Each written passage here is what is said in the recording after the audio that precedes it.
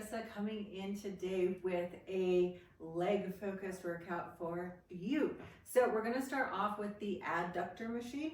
Adduction is bringing close to the body. Abduction is going away from the body. So this one is adductors. It's that seated machine at the gym, and we're squeezing the knees together, focusing on the inner thighs. That particular exercise we want to do probably 3 or 4 sets, anywhere between 8 to 15 reps there. So this is adductor, inner thigh exercise. With the adduction machine, we want to think about squeezing the thighs together. So your feet are resting very, very gently on the foot plates. The knees are on the pads, but you're not using the knees to contract and bring those pads closer together. You are using the inner thigh muscle. If you hinge forwards a little bit like I am here, you're going to pull less on the groin muscle and use more of the center of the adductor to move the leg. With this particular exercise, you want to be using your breath so that you're stable and so that you're focused, and you really, really want to think about not using a lot of your foot. From there, we're going to move on to a banded Romanian deadlift. This is one of my favorite exercises because it really, really helps your alignment during the deadlift, and it really, really gets your glutes to fire. So with that one, we are placing the band below the knees, and we are having the glutes work like entirely through the entire exercise. So if you've been struggling with feeling your glutes in the Romanian deadlifts, this might be, a little missing piece for you. Banded Romanian deadlift. With that one, you can work 5 reps, you can work 8, 10, 12, 15. It really depends on where you're at in your fitness journey and what is going to feel comfortable yet challenging for your body. So everyone's going to be different. You do want to make sure that you are hitting 2 to 4 sets here though. We're going to do a banded RDL. So with the RDL, we don't necessarily need to touch the weight down on your reps. It's more about that hinge and the stretch in the hamstrings and that stretch and load in the hamstring glute connection. By using a band, we are able to place it below the knees, and then we're going to press outwards into the band ever so slightly. This is going to really engage and activate the glute medius.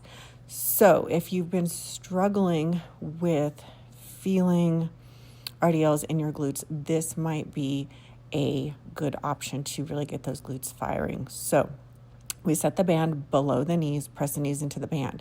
Then we're going to place the bar, roll it so it's over the arch of the foot. Bring the hands outside the knees. You're going to lock the lats down and inhale. Then we stand up. And then it's all about that hip hinge. So as we push the hips back, the knees slightly bend, we're keeping that pressure outwards into the band, keeping the glutes firing continually through the whole exercise. We have a slight tuck of our chin. We want to do everything we can to keep our spine neutral. So really making sure that the lats are doing their job in keeping the arms in line with the bar, keeping everything right over the top of the arch of our foot. We inhale at the top, get nice and strong, and then exhale as we come back up. So we're controlling breath. That's going to help also make sure that the pelvic floor is activated and that we're not bearing down into this exercise. So push the hips back, find that stretch, find that load. And then as we come back up, we're going to feel the contraction in the glutes.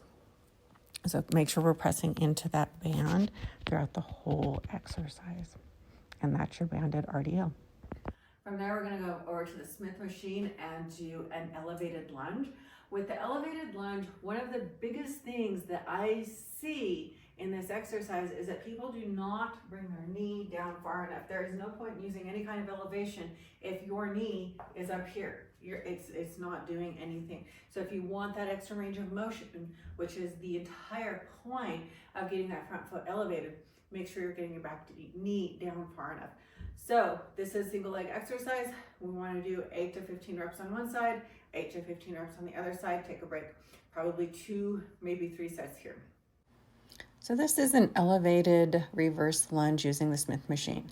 With an elevated lunge, there is honestly no point in elevating that front foot unless you're going to really work on the range with the back leg. So we want to get that back knee close to the floor, not quite touching it, but super close. That way we are taking advantage and actually utilizing that elevation on the front foot, which creates a deficit, which lengthens both the quad and the hamstring of the working leg, which is our front leg, the foot that's elevated here. So we're dropping straight down. So this is knee driven. It's not so much hip driven. Your legs are staying stationary. You're going to drop down. So load is on the quad, the hamstring, the glute. Then you're going to press through that front foot to come back up to the top. So again, load is going to be on the quad, the hamstring, and the glute. Your back leg is there to stabilize you and keep your hips even. It's not really working. And then from here, we're going to do another glute exercise.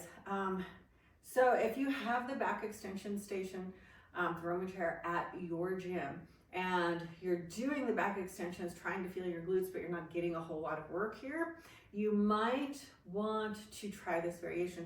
So in the video, I am placing some yoga blocks underneath my feet to get me elevated a little bit more past where that hip pad drops down, because we want to be able to hinge. And if the pad is hitting us up here, we're not going to be able to hinge very well. So I can, by using the yoga blocks, I can elevate myself enough to where I'm actually hinging above that pad, so I'm getting a better range of motion. If I'm getting better hip extension, which the blocks allow me to do, I'm going to get more glutes firing. So give it a shot, see how it feels for you. If you're really tall, it may not be the best option for you, but if you're shorter, it might be, the missing piece in helping you feel your glutes more in that particular exercise. With the back extension, anywhere between 8 and 15 reps is probably good range as well.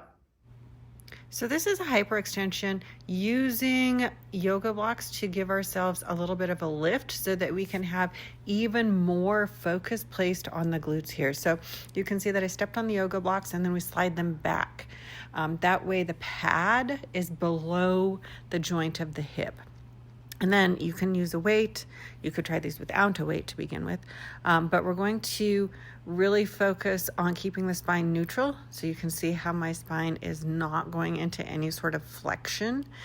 So we're driving up using the glutes. So with having the pad a little lower than the hip joint, it really allows us to focus more on the hinge, which is going to allow us to contract more through the glutes and really, really focus on keeping the spine neutral. We're not looking for any kind of back muscles contracting here.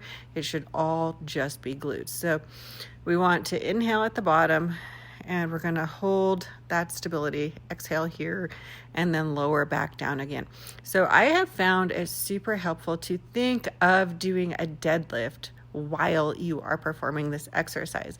That really allows you to focus more on that hinge and more on the contraction. So feel it in the glutes, feel it in the hamstrings, do not feel it in the lower back. And again, make sure we're using that breath to keep the core stable, to keep the spine stable. And that is our leg day. So go ahead and give it a shot. Let me know if you like it. Let me know if you hate it. And be sure to like and subscribe so you can continue to get our videos. And I'll see you next time.